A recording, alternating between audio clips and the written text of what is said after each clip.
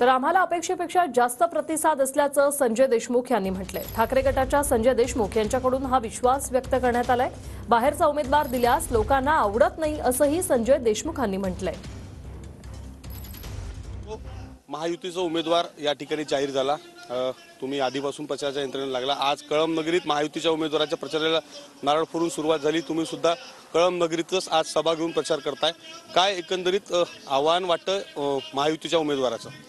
नाही, महायुतीच्या उमेदवाराचं आव्हान याच्यासाठी वाटत नाही की त्यांचं जे स्वतःचं सुद्धा मतदान या मतदारसंघामध्ये नाही आहे। त्या बाहेरच्या उमेदवार आहे म्हणून या भागातली जनता जेव्हा आम्ही गावागावात प्रचार करायला जाऊन राहिलो तेव्हा आमचा रिस्पॉन्स वाढलेला आहे। पहिले जेवढा रिस्पॉन्स होता त्याच्यापेक्षा जास्त रिस्पॉन्स वाढला।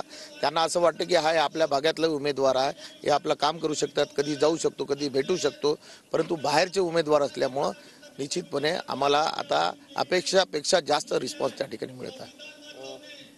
राजेश्री पाटलांनी बाहेरच्या उमेदवारावरून आम्ही विचारणा केली असता त्यांनी सांगितलं की अशा पद्धतीचं बोलणं चुकीचं, माझं माहेर यवतमाळ आहे, मी लेख म्हणून मतदान मागायला नाही, असे ते भावनिक आव्हान होतच असतात।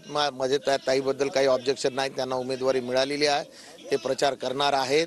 परंतु शेवटी कोणताही व्यक्ती, प्रत्येक व्यक्तीला असं वाटते की आपल्याच लोकसभा मतदारसंघातला कोणताही उमेदवार असला पाहिजे आणि बाहेरचा उमेदवार जर दिला तर ते काही लोकांना आवडत नाही, अशा प्रकारची वस्तुस्थिती या ठिकाणी ग्राउंड लेवलला दिसत आहे। कॅमेरामॅन मिलिंदसह विवेक गावंडे, TV9 मराठी, यवतमाळ।